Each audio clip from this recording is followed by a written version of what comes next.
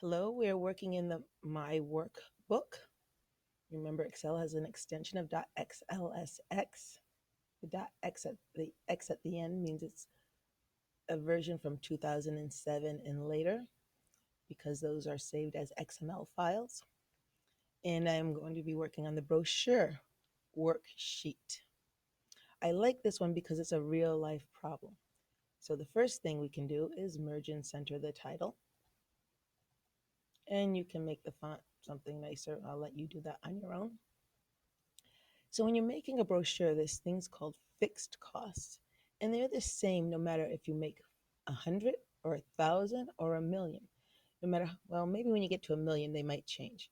But I pay my artist the same amount if he makes me one or if I print 100.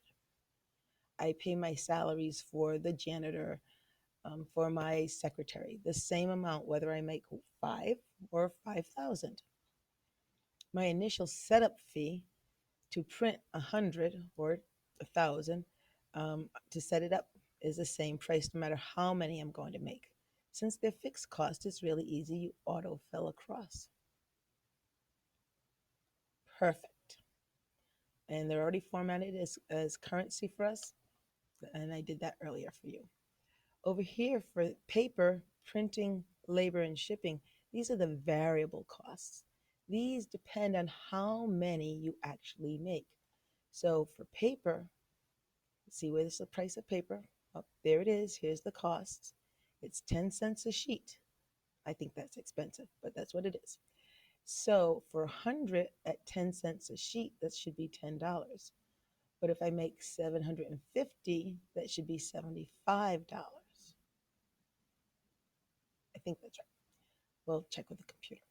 So to do a formula, you start equals the number of brochures, its multiplication, and Excel follows the same order of operations as algebra. So the number of brochures, then what do we do? Oh, times the cost of paper. I'm going to autofill this across.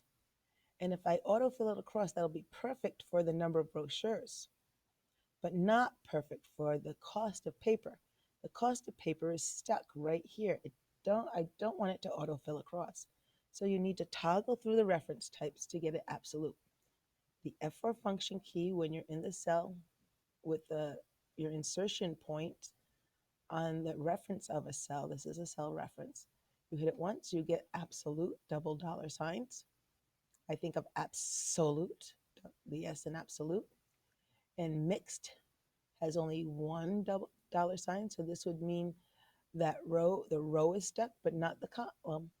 This would mean the column is stuck, which would work perfect for what I'm doing. But I prefer, excuse me, this one's a relative. My relatives have no money. That's how I know. And that one will change when you pull it down. I prefer the absolute.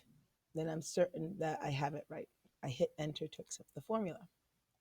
And now I can use my black cross mouse and I autofill my autofill handle. And yes, it is $75. Makes perfect sense. Thousands, 10 more times what it costs. So now you do the same for printing, labor, and shipping. I'll leave printing and labor to you, and I'll do shipping just so you can see it once more.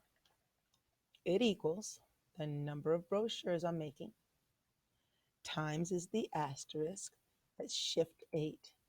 And then I go where the shipping cost is, the price per shipping. And I want an absolute reference. So I can type in the dollar sign, or I could use the F4 function key to toggle through the references. So this is a relative reference. It's going to change when I autofill. This one's absolute. It will not change when I autofill. I hit enter to accept the formula. So I'm no longer in the active cell. And then I get my autofill handle in the bottom right corner and I autofill across. If you check the last formula, you'll see it's still E20 for shipping, but now it's changed to F3 for the number of brochures. Okay, that's great. The total cost is the cost of the fixed cost and the variable cost. If I just use sigma, it only thinks it's this one. Well, I want more than that. I want all of these numbers And I want these. So I'm going to hold down Control and drag. So remember, in all of Office, in all of Windows, if you hold down Control, you select non-adjacent items. So I wanted non-adjacent items, so I chose Control. Okay, and that looks right. B6 to B8, B11 to B14. I spot check my formula. Looks good to me. I hit enter.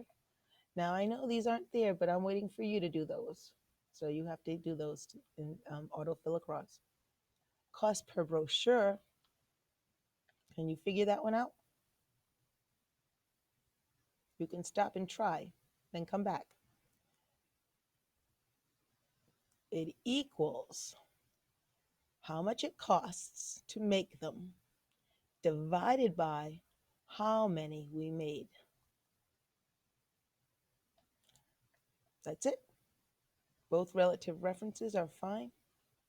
I'm going to autofill across.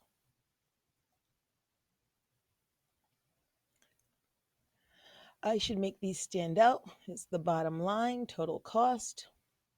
Maybe I'll make that bold. Maybe I'll put a little bit of a pink hue behind it, something. There's no pink. All right, we'll put a little bit of a yellow hue behind it.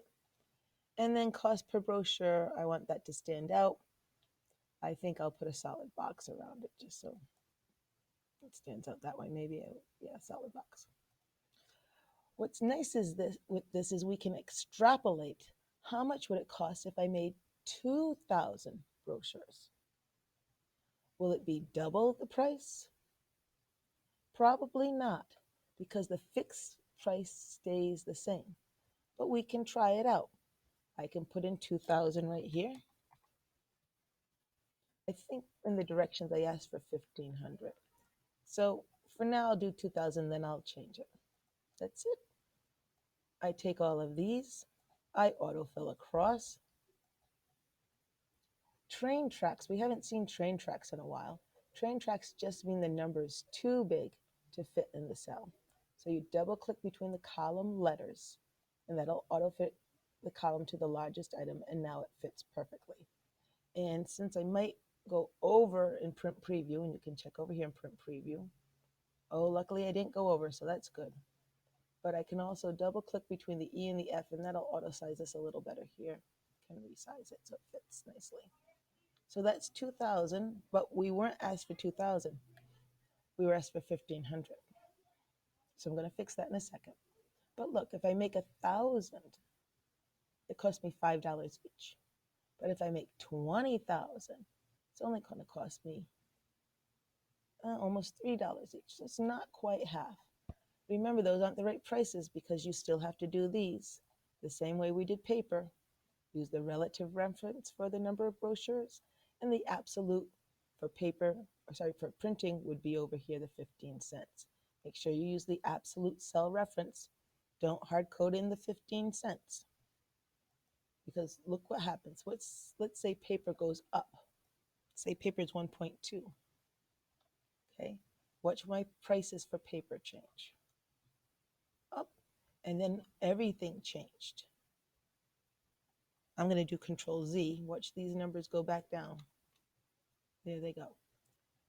Instead of 2,000, we wanted 1,500, so I'm going to just change that number. Watch, I hit enter. All the math is going to work correctly because we use the formulas. Perfect. You finish up putting printing and labor in. We need to recenter brochure cost with merge and center. So you have to undo it and then do it. Maybe make it a nice 30 or 25 or something nice. All right, how about 26? And we're all set. So we can delete the directions. And you can go on to the next one. Oh, we like to color have the tab color to know we finished with it.